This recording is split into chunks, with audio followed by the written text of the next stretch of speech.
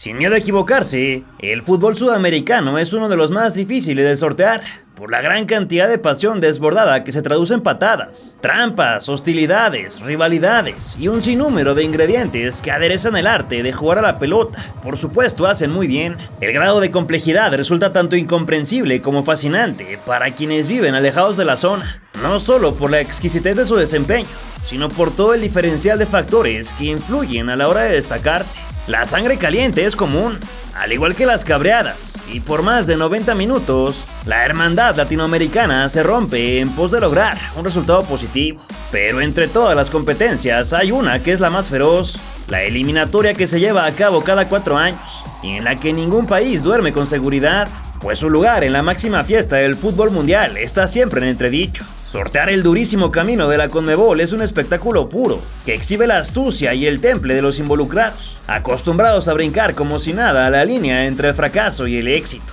Ninguna escuadra te regala algo.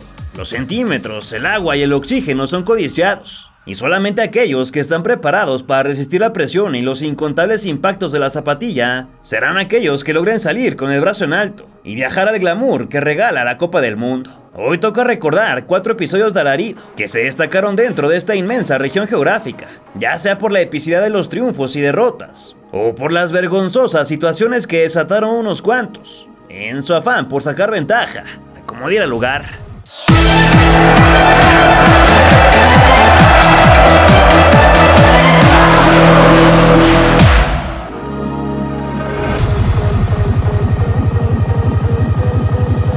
Comenzamos por lo que algunos especialistas han denominado como el mayor escándalo en la historia del deporte chileno, el llamado Condorazo o Bengalazo, una terrible trampa suscitada en septiembre de 1989, cuando la Roja se midió a Brasil, con miras a lograr su boleto rumbo a la Copa de Italia. Era la última fecha de la clasificación y ambos se reencontraban tras la Copa América de 2 años antes, donde los andinos sorprendieron al vencer 4-0 a su rival, eliminado de manera escandalosa e inusual durante la fase de grupos. Ahora el panorama era distinto, y los jugadores tendrían que saltar al campo con la presión ejercida desde el inicio por culpa de Orlando Aravena, su entrenador, que pecó de bocazas al decir que sus dirigidos clasificarían al Mundial y que sin Pelé, su rival era nada. Las tensiones fueron aumentando, y para el primer duelo llevado a cabo en Santiago, el estratega continuó agitando el avispero, ahora tras decir que el oponente caería noqueado, del mismo modo que el boxeador Maguila Rodríguez lo hizo previamente por Evander Holyfield. Todo esto calentó a Romario, que aseguró le cerraría la boca, aunque se quedó con las ganas, y bajo una rechifla monumental y un recital de patadas, el partido terminó 1-1, con expulsiones de los 2 protagonistas en la guerra de declaraciones, además de Raúl Ormeño. Al final de dicho compromiso, la banca brasileña le quiso entrar a los golpes, y fueron despedidos con piedras y botellazos del público, desmanes que provocaron una multa de la FIFA para prohibir la localidad de Chile en su próximo partido a jugarse contra Venezuela, a la que le pegaron 5-0 en la ciudad de Mendoza, Argentina. No obstante, la diferencia de goles seguía a favor del Scratch, que con un empate se consolidaría como líder del sector y por ende lograría el boleto, mientras que si su rival quería el suyo, tendría que vencerlos en Río de Janeiro.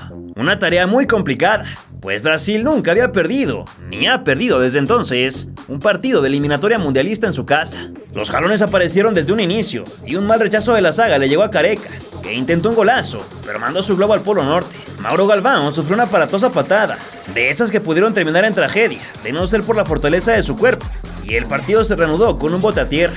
Ahora el que atropellaron fue Bebeto, que también se llevó un pisotón, y Rojas, quien sería el actor principal de la noche, tuvo que soltar las alas tras un envío lejano. Dunga hizo valer su fama de tipo duro cuando atendió a su rival en el medio campo. Un cruce largo llegó a tierra de nadie. El cuerpo técnico entró para atender al Cóndor, que se lanzó a desviar un cabezazo, y segundos después fue él mismo quien calcó su atajadón para mantener un 0 que ya se notaba milagroso. Aravena provocó infracción, y el cobro a balón parado se tradujo en una comba endemoniada que exorcizó el de los guantes, salvado de recibir el primero por centímetros en la jugada posterior. Tafareu, por otro lado, tuvo un día de campo, y el 9 encontró espacio para soltar su pistón, pero hacia el respetable. Más figuras amarillas iban a la lona, y Baldo quiso mojar mediante una infracción, pero su tiro se marchó desviado. El 7 brasileño sufrió un choque durísimo, y una vez más Roberto Soyotti en pista a la hora de pasar lista dentro de su zona para cortar el peligro. El enfurecido capitán amazónico quiso encontrar bronca, pero lo pararon los árbitros, y el dorsal 5 sacó su castañazo, que engrandeció más la figura del enguantado. La disputa era con el cuchillo entre los dientes, con la peligrosidad de la canariña como constante. Y como se pudo, llegó el entretiempo, sin modificación en el tablero. Para la segunda parte se mantuvo la pedreada en el rancho chileno, y los fotógrafos estorbaban en el banderín, por lo que se tuvieron que quitar a petición de un cobrador. Un cometa no llegó a buen puerto, pero al 49 fue finalmente el popular Antonio de Oliveira quien obtuvo la ventaja, muy corta, pero también justa y necesaria, para que se viviera una de las noches más recordadas en toda la historia de la Conmebol. Aunque tímido, su disparo se coló a la red y desató entonces el vendaval escarlata, desesperado por remontar el resultado. Ahora eran los de habla portuguesa quienes disponían de las patadas a favor, pues sus oponentes parecían tener verdaderas tablas en los pies al momento en que se animaban a cobrar las infracciones. Entre la maña de la fuerza física y la poca capacidad ofensiva de su rival, el juego se fue diluyendo en una cura para el insomnio, hasta que los ganadores parciales quisieron asestar el definitivo mediante un contragolpe que hizo ir al costado.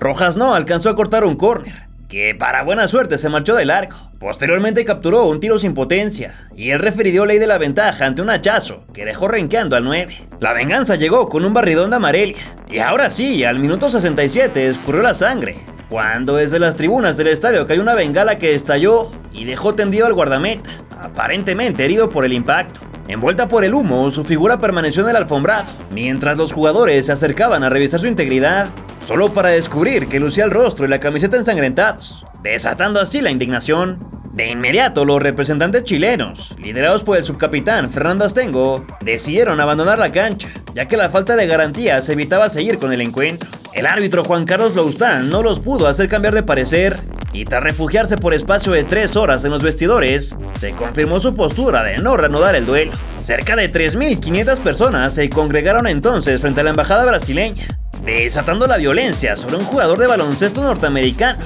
agredido por la turba fúrica que lo confundió de nacionalidad, mientras que el embajador debió solicitar protección por las constantes amenazas. La presión de los medios tampoco se hizo esperar, y a las 4 de la mañana, los seleccionados regresaron a su país para aterrizar en el aeropuerto internacional Arturo Merino Benítez y ser recibidos como héroes por cerca de 10.000 personas. Acorralados, tanto el organismo presidido por Joao Belange como la Conmebol tuvieron que iniciar una investigación del incidente, y así encontraron que aunque en efecto se lanzó la bengala, no había tomas que captaran el aterrizaje del proyectil sobre el jugador, sino fotos que demostraban que cayó a poco más de 1 metro de distancia. Esto naturalmente desató cuestionamientos sobre la supuesta herida, ya que el guardameta jamás mostró signos de quemadura o rastros de pólvora, sino que se avivó al encontrar la oportunidad de detener el partido y tratar de ganarlo sobre el escritorio, al provocarse él mismo la herida. Con la presión a tope, el acusado confesó haber lastimado su propio rostro con una cuchilla de afeitar oculta en su guante, lo que le hizo sangrar copiosamente. Un bochorno absoluto para todo el país chileno, y que dejaría para siempre marcado al portero Rojas. De cualquier modo, la policía brasileña logró identificar a quien lanzó el objeto desde la tribuna, una aficionada de 24 años llamada Roseneri Melo do Nascimento, quien fue arrestada, pero cuya vida cambiaría, pues alcanzó la fama y se hizo conocida como la fogueteira do Maracaná, además de posar para Playboy. Era o que então? Não sei. Você puxou uma cordinha em Eu já falei direção pra ao eles o que campo. que era. Você imaginou que fosse dar toda essa confusão a hora que você puxou aquela Não que partida? imaginar que ia dar isso. Se eu soubesse que ia dar isso, eu nunca teria feito isso. Luego de lo ocurrido, el 10 de septiembre se decidió por dar ganador al equipo que llevaba la victoria momentánea, además de citar al Cóndor a declarar en las oficinas de Zúrich. Sin embargo, no se presentó a defender su supuesta inocencia por una prescripción médica, lo que arrojó uno de los castigos más severos que se recuerden. El 8 de diciembre de ese mismo año, se anunció que el jugador de 32 años quedaba expulsado a perpetuidad del fútbol profesional, mismo que ya no podría practicar, por supuesto, aunque 12 años después recibió una amnistía. ¿Ya para qué? Esto no paró ahí, pues la selección chilena no solo se perdió del Mundial del 90, sino el derecho a participar de las eliminatorias para la Copa de Estados Unidos 94, además de una serie de castigos para jugadores, cuerpo técnico, médicos y hasta el presidente de la federación. Me corté con una Gillette y la farsa se descubrió. Fue un corte a mi dignidad. Tuve problemas en casa con mi mujer. Mis compañeros me dieron la espalda. Si yo hubiera sido argentino, uruguayo o brasileño, no estaría suspendido. Pero como soy chileno, no me dieron la posibilidad de reivindicarme, llegó a decir el exfutbolista. Igual se dice que el plan de la bengala ni siquiera era el original, ya que según otras declaraciones privadas, la idea era que el guardameta cortara a uno de sus compañeros, que se estaría paseando por detrás del marco, mientras buscaba balones con la intención de que lanzaran alguna piedra. Claramente nadie esperaba que la muchacha fallecida en 2011 fuera a lanzar el artefacto de la discordia, que facilitó el engaño fabricado entre el humo del proyectil.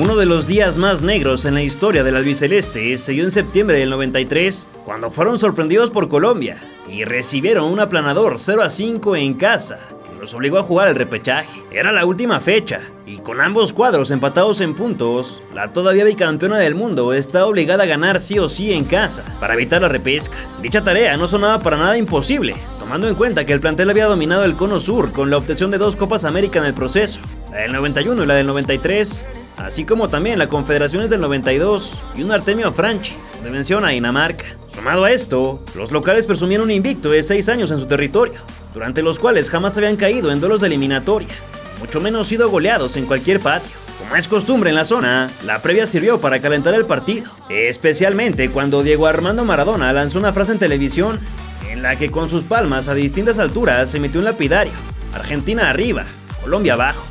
Ellos no deben romper la historia. Nosotros los argentinos tenemos que seguir históricamente como estamos. O sea, Argentina arriba, Colombia abajo. El compromiso se llevó a cabo en el Monumental de River Plate frente a 73,000 espectadores, incluido entre ellos su máximo ídolo, por supuesto, Ernesto Filippi, que reemplazó al chileno Carlos Robles, hizo sonar su ocarina, y la primera de alerta llegó en los pies del Mencho, que obligó a la saga a despejar. Fue él quien inquietó nuevamente, esta vez de pierna zurda, y luego Córdoba tuvo que salir hasta linderos desconocidos para alejar el peligro. Por cierto que el de 23 años probablemente ni siquiera hubiera visto acción, de no ser porque René Higuita se encontraba sentado en prisión, mirando el partido desde su celda, tras ser acusado de obstrucción de la justicia, luego de ayudar a la liberación de una víctima de secuestro ligada a Pablo Escobar, pero sin querer declarar en contra del criminal. Ricardo Altamirano prendió TNT sin puntería, y todo el cuerpo técnico se fumó un cigarro, en lo que Gómez se dedicaba a tirar hachazos. Un cafetero se llevó la del color de su playera por hacerse el canchero y tirar lejos el balón. Gustavo Zapata le dejó su recuerdito a Wilson Pérez, y Simeone se calentó cuando le recetaron una cucharada de la medicina que repartía por los campos del viejo continente. Batigol metió un tubazo que fue abriendo, y Valencia replicó adentrándose en zona de peligro para escopetear a Goico, quien fue de los más criticados en la tarde, aunque respondió con una estirada para mantener el 0, de momento. El killer argentino se perdió una de primaria debido a un pésimo control. Álvarez prendió un arcoíris que hizo aire por un lado. Sergio se colgó un centro sencillo. Borelli recargó un colombiano. A Redondo también le dieron, y Valderrama fue pintado de amarillo, al igual que quien ahora entrena el Atlético de Madrid. El Cholo metió un periodicazo sin mucho tino. Al pibe lo volvieron a vacunar, y sin importar cuán aparatosas fueran las caídas, todos se paraban al instante para seguir en el toma y daca. Basile observaba pensativo, y en los minutos antes de la pausa, Freddy Rincón hizo piernas como una verdadera gacela para ganarle a medio mundo, sacudirse al guardameta y empujar el primer tanto, que sorprendió a un anfitrión confiado de la superioridad. Que quiere la pelota, la tiene ahora Freddy Rincón, El partido está 1-0 a favor de Colombia en 41 minutos del primer tiempo. El autor del gol, Freddy Rincón.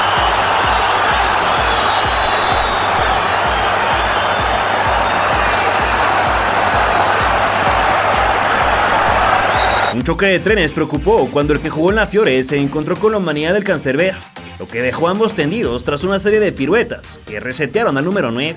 El cabezón se la cobró con un atacante y le costó ser amonestado. Tras esto llegaron los comerciales, maestros de ceremonia en lo que terminaría como un verdadero paseo. Al volver siguieron los intercambios indiscriminados, de palabras y entradones. Asprilla ejecutó una falta por arriba de la vara, y con una bella indumentaria Adidas que para entonces no era retro, los delanteros de Racing y Boca aceleraban el calentamiento. Leo Rodríguez llegó a línea de fondo, pero sacudió la parte equivocada de la red. Saldaña le pegó cayendo, y entonces llegó el segundo vendaval, ahora hecho realidad gracias al tino y su control privilegiado para cañonear en el momento oportuno. Luis Fernando Herrera entró a la lista negra del silbante, y el Turco García se anudó las agujetas en lo que escuchaba las últimas indicaciones antes de ingresar.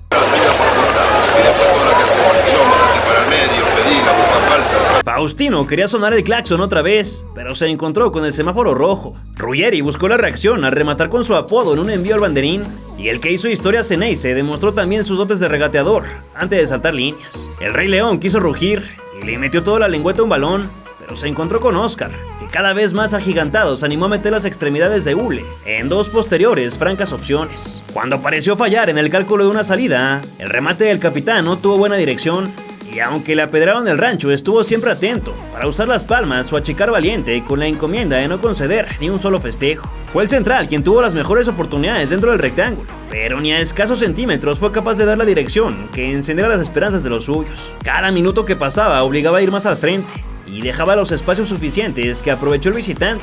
Listo para redondear su actuación, al dorsal 11 le pegaron tanto que se calentó. Diego Pablo se volvió loco por una supuesta mano que no castigaron. El príncipe le dejó su lugar a Alberto Acosta, y pasado los 70 fue él quien encontró un resquicio para descontar, aunque el chuleta no le otorgó permiso. Su nuevo paradón le costó estar malherido, mientras que Alfio se notaba cada vez más ansioso por el resultado. A lo mejor lo que le hacía falta era un elixir. Para que no se preocupara más, Colombia decidió arrancarle el corazón al estratega rival y a toda su fanaticada, que quedó muda cuando el histórico Goicoechea, que hizo un primer atajadón, no pudo con el zapatazo de Rincón, un tanto defectuoso, pero igualmente destinado a alojarse bajo los 3 palos. No era la última diana, debido a que poco después un error en el cuadro bajo acabó con robo por parte de Asprilla para definir de globito, en lo que ya era una masacre de tintes apoteósicos. El escenario, más lúgubre que un cuento de Edgar Allan Poe, exhibía los rostros funerarios del cuerpo técnico, y García resumió cómo fue la noche del albiceleste, cuando le mandó un cambio de juego a los baloneros. Al dorsal 17 le metió un empujón mientras se disponía a controlar. El Cholo hizo lo propio con Valderrama y Zapata cargó a Altamirano como si estuvieran las luchas, lo que desató la discusión entre ambos. Valencia fue el encargado de cerrar el repóquer tras un pase filtrado que lo dejó de narices con el gol. Asprilla la pedía para dentro Valencia. El partido está 5-0 en 39 minutos del segundo tiempo. Ya no jugaron ni con la posición adelantada, ni tomando la marca del adversario, se quedaron parados. Y Simeone solo pudo desquitar la frustración con un manotazo brutal al rostro del contrario, que no fue castigado. De cualquier manera no se hubiera perdido mucho, pues la mesa estaba servida para el visitante, que merendó como en el comedor de su domicilio, y tras el pitazo final hizo real una de las mayores pesadillas de la gente, que pese a todo permaneció varios minutos aplaudiendo la gallardía de su vecino. El abultado marcador generó rabia e indignación al ser considerado como el peor en la historia de la Argentina, incluso más que aquel 6-1 ante Checoslovaquia. Para herir más el orgullo, los del Coco tuvieron que disputar una repesca ante Australia, donde echaron mano de Maradona, quien ya estaba borrado del representativo. Y aunque lograron el pase gracias a un apretado 2-1 global, en la Copa del Mundo tuvieron una actuación para el olvido, en la que cayeron en octavos de final frente a Rumania. Aunque eso sí, con la polémica sobre el Diego, que fue expulsado por la FIFA por un supuesto dopaje. Por su parte, al país colombiano tampoco le fue nada bien, ya que no lograron pasar ni de grupos al ser último de su sector en un torneo que marcó para siempre al fútbol, por la muerte de Andrés Escobar, quien anotó un autogol durante la justa y pocos días después fue asesinado en su auto por una discusión derivada, lo que estremeció a todo el planeta.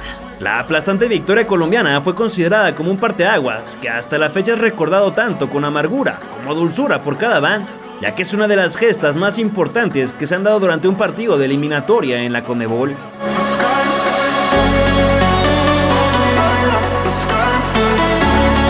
Ahora viajamos 15 años al futuro para recordar que las leyendas que marcan época en los empastados no siempre consiguen repetir su éxito desde el timón, tal como lo fue el caso del mismo Maradona, uno de los máximos representantes del fútbol, que no la pasó nada bien en su etapa como técnico de Argentina, con una carrera discreta que contrastó ampliamente a su etapa portando la 10 en la espalda. El campeón del mundo en el 86 tomó el reto en octubre del 2008, convencido de que lograría unirse a Mario Zagallo y Franz Beckenbauer, monarcas del mundial en ambas facetas del juego. No obstante, primero tendría que llegar, y hacerlo no fue nada sencillo, ya que el equipo se le fue desinflando, y de estar tercero bajó a cuarto y hasta quinto sitio, coqueteando con ir al repechaje. Un año después de haber asumido el cargo, el ídolo de Napoli sumaba 4 derrotas y 3 victorias en la eliminatoria, incluidos 2 tristes tropezones, la goliza de 6-1 contra Bolivia y un descalabro en casa con Brasil. Esto levantó críticas hacia su administración, y con los ataques en la espalda se jugó el boleto en la última fecha, nada más y nada menos que en su visita a Uruguay, para disputar el clásico del Río de la Plata. Los charrúas eran su rival directo por un escaño en Sudáfrica 2010, ya que estaban solo un punto abajo, por lo que una caída podría ser fatal, ya que de combinarse con un triunfo ecuatoriano, quedarían fuera de la máxima fiesta, por primera vez desde 1954. Messi se mostraba serio mientras su técnico mascaba un chicle. Mascherano presumía el gafete de capitán, en lo que se entonaba el himno, y el frío inusual fue incapaz de congelar a los 60,000 hinchas que abarrotaron el Estadio Centenario. Las banderas estuvieron a media asta en lo que se guardó un minuto de silencio, en honor a 6 militares al servicio de la ONU, fallecidos en un accidente aéreo en Haití, y así comenzaron 90 minutos que estuvieron marcados por el desgaste de las espinilleras, pues las faltas estuvieron a la orden del día. Entre el mar de carniceros hubo oportunidad para que la garra sacara de letargo a Sergio Romero, con un par de avisos antes de los 5 minutos. Luego iniciaron los jalones y barridas con los tacos por delante, lo que provocó una tarjeta para el indignado Heinze. Un testarazo pasó centímetros del cuarto de huéspedes. El galgo recibió candela. Maxi Pereira también se hizo acreedor a la preventiva. Verón puso a volar a Muslera y a Otamendi lo pintaron de ámbar, la tercera de dicho color, en apenas 16 minutos. Jonás recibió un pisotón tras robar la pelota. El entrenador era devorado por los nervios, y llegado a los 22 se recuperó un poco la memoria de que este deporte se gana con goles, gracias a que el anfitrión se animó a tocar el timbre sin respuesta. Los argentinos respondieron con un trazo largo que no halló rematador. Su contraparte centró para el hombre invisible. A Di María lo bajaron en la yarda 40, y la brujita sacó un dardo al corazón del baúl, que obligó a la intervención del cadenero. Lionel también buscó atacar por arriba, sin comparsa. Angelito metió la resortera desde las afueras, y ahora fue Diego Pérez quien ingresó a la libretita del profe para llevarse la amonestación. Gabriel se acomodó las calcetas por el rigor de su oponente, y al 7 le dieron durísimo, pero el central ni se inmutó. Con miedo de arrastrar la pelota y recibir más patadas, un visitante disparó de cualquier parte, mismo caso de Forlán, y así llegó la hora de ir por la pomada y las vendas en el medio tiempo. Obviamente el tenor se mantuvo en el reestreno, con pitazos por doquier, y un débil frentazo que durmió el melenudo en las pocas llegadas a su portón. Lucho hizo que su balazo merodeara con peligro, y Cavani se quitó el traje cual Superman, con miras a entrar de cambio, mientras que De Michelis no fue capaz de empujar un bombón con el que se encontró, y que tenía todas las etiquetas para haber sido el inaugural. Otra vez Suárez soltó su pistolazo, que durmió en las palmas del meta, y un cable a la geométrica obligó nuevamente a que el surgido en Racing interviniera. La Pulga disputaba con todo el esférico, a la par de que Tavares se ponía a dar instrucciones específicas a los alumnos, con 20 más por disputarse. Terrano también pudo entrar en contacto con la bocha, y Martín Cáceres comenzó a dar muestra de su intensidad, una que lo iba a traicionar poco después, ya que le armó un puchero al árbitro, luego de que no le concedieron un foul. Lugano lamentó que remató como defensa, pese a que debió hacerlo como delantero, y una vez más el 3 hizo enojar al árbitro, ahora con un entradón bastante fuerte, hasta para la vara del partido, por lo que se llevó la de crédito. El maestro también movió sus piezas para ingresar a Loco Abreu.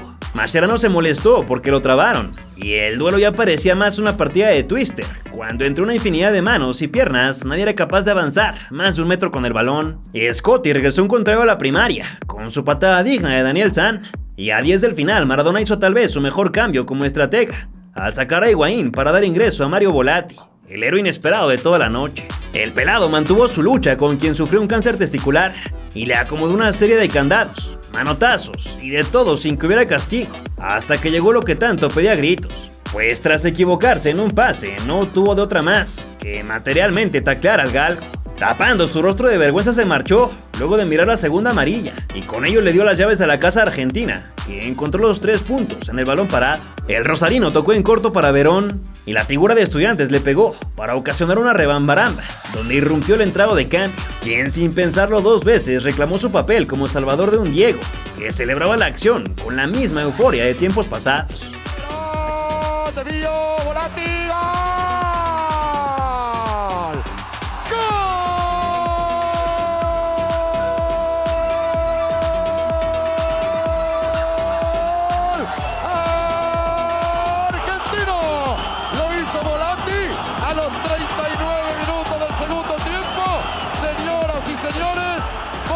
El Apache hizo la aparición en el ruedo, a los tic-tac restantes del reloj, y los celestes tuvieron su última, que no supieron hacer crecer, cuando la ofensiva soltó el chancletazo, que extinguió sus posibilidades de empatar. La buena noticia fue que no quedaron eliminados, ya que la victoria de Chile por la mínima sobre Ecuador les permitió la repesca, en la que eliminaron 2-1 en el global a Costa Rica. Por su parte, un Maradona en lágrimas se fundió en abrazos con todo mundo, especialmente con el Dr. Bilardo, y al final del encuentro soltó un mensaje con todo su toque hacia los medios de comunicación que dudaron de él. A los que no creían, a los que no creyeron, con perdón de las damas. Que la chupen. Que la sigan chupando. Este recadito que le dio la vuelta al mundo le costó una multa de 16.000 euros y perderse el sorteo realizado el 4 de diciembre de 2009 en Ciudad del Cabo, donde sus pupilos quedaron estacionados en el grupo B junto a Corea del Sur, Grecia y Nigeria. Pese a que se abrieron paso hasta los cuartos de final, no pudieron ante Alemania, que los barrió 4-0 para ponerle fin a la era del Pelusa y dejarlos fuera por segunda vez de las 3 en que lo hizo Ali. Por su parte, los uruguayos se repusieron después de tantas décadas de dar pena en los mundiales y en tierras africanas llegaron lejísimos, mucho más allá de lo que todos nos imaginamos, desplegando un gran fútbol en los pies del cachabacha, Diego Forlán.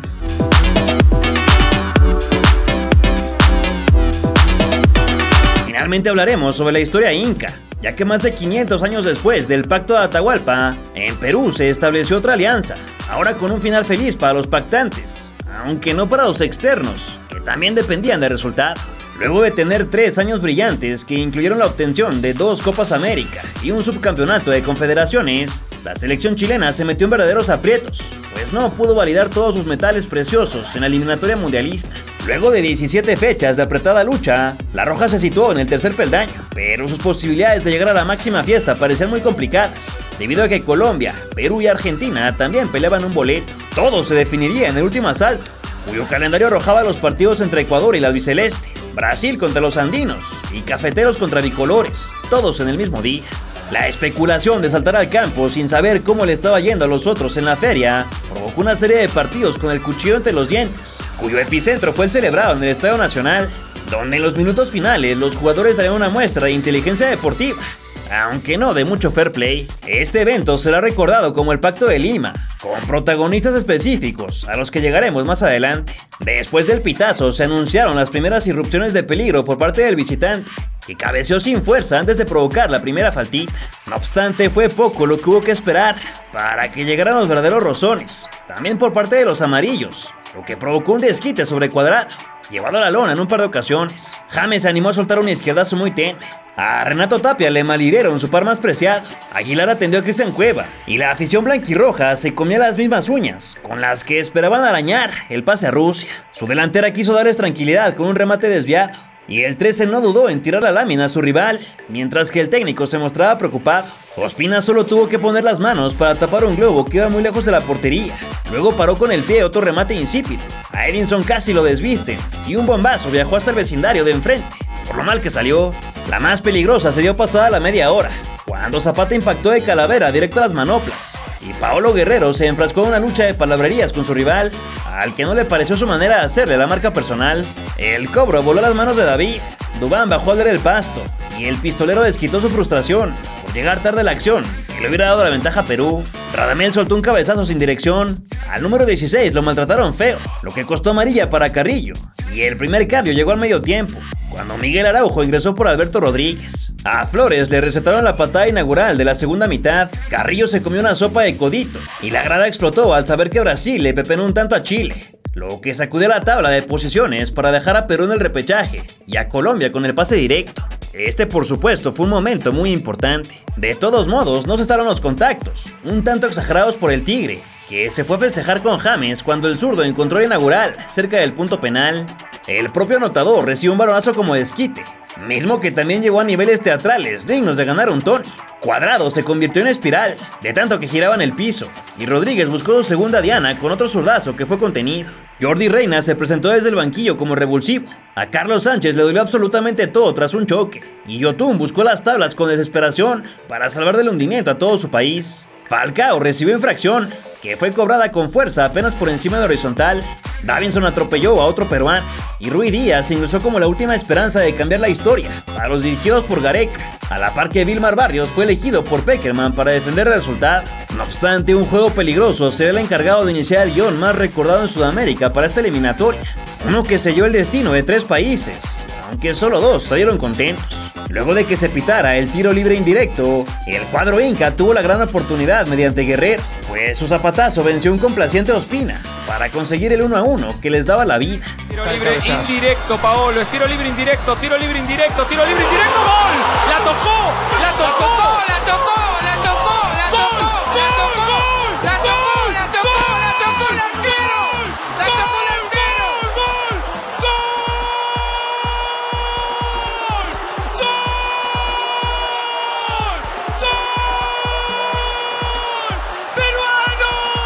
Al mismo tiempo, la victoria de Argentina sobre Ecuador también movía las cosas. Ahora el albiceleste asaltaba el tercer peldaño, dejando a los colombianos en cuarto sitio, coqueteando con el repechaje o hasta la eliminación, dependiendo de algunos factores. Tal vez por eso no quisieron arriesgarse, y aunque los empellones siguieron, al igual que los avisos lejanos, controlados por el guardameta nacido en Antioquia, a todos los presentes se les quitaron las ganas de que rodara el balón. La cara de la gente en el estadio era para enmarcarse. El público se quemaba las neuronas haciendo cuentas de goles, resultados y todo lo que pudiera jugar a favor o en contra, para acomodar los peldaños rumbo al mundial. Y como si fuera una comedia, Rodríguez sacó su colmillo al discutir con el árbitro sobre si debía salir o no del campo, ya que el pizarrón electrónico se descompuso. Al minuto 84 con 23 segundos llegó el embajador Falcao, que se encargó de la diplomacia y pactó la tregua. El 9 fue a buscar a Cristian Ramos para esparcir el mensaje. El empate les beneficiaba a ambos y dejaba eliminado a Chile de toda posibilidad. Con poco más de 5 por jugarse y sabedores de que podían perderlo todo si se arriesgaban a ser ambiciosos, los dos cuadros firmaron un contrato silencioso que consistió en guardar las armas y sacar más bien el cerillo para quemar cada segundo faltante. Gabriel Jesús sentenció por su parte a la Roja, que cayó 3-0, y del otro lado los gladiadores continuaron demostrando su amistad, pues un paso en falso todavía podría dejarlos fuera. Gio Moreno entró en lugar del que hiciera las relaciones internacionales, que siguió dando mensajitos a todos en su recorrido a la salida, y el acuerdo fue cada vez más obvio, cuando la zona baja de Perú se dedicó a circular el balón como en el Torito, solo que sin la presión del rival, que lo miraba a varios metros, esperando el silbatazo. Finalmente el nazareno se los concedió, sellando los minutos de hermandad entre ambos conjuntos, que viajarían a la competencia, aunque con una escala para la bicolor, que primero debió disputar el repechaje ante Nueva Zelanda para ganarse la etiqueta de mundialistas, una que no ostentaban desde hacía 36 larguísimos años. Por supuesto que las quejas no faltaron, y la FIFA investigó el asunto sin mucha profundidad, pues al considerar que no hubo faltas al reglamento, todo quedó igual. Y pese a que los futbolistas evitaron hablar de esto, fue el periodista peruano Eric Osores quien prendió la mecha en 2022, tras confesar que su televisora contaba con imágenes que confirmaban los acuerdos entre ambos, mismas que prefirieron no mostrar para evitar el riesgo de un castigo contra su país. Esa vez, lo voy a confesar acá, esa vez Perú jugó empata con Colombia 1-1 y nosotros aquí teníamos imágenes de plano cerrado de las conversaciones en la cancha. Sí, claro. Y en un acto que no está bien, ¿ok? Que no está bien porque no hicimos lo que correspondía, que es periodismo, pero dijimos, miramos por otro lado y no pusimos las imágenes. Pero sí las pusimos, ¿cómo que no las pusimos? No las pusimos. Pero aunque ya no hubo sanción, el karma sí persiguió a los involucrados, ya que para la edición de Qatar 2022, Colombia no alcanzó siquiera la repesca, mientras que Perú sí llegó, pero cayó ante Australia, por lo que ninguno pudo repetir su presencia en el torneo.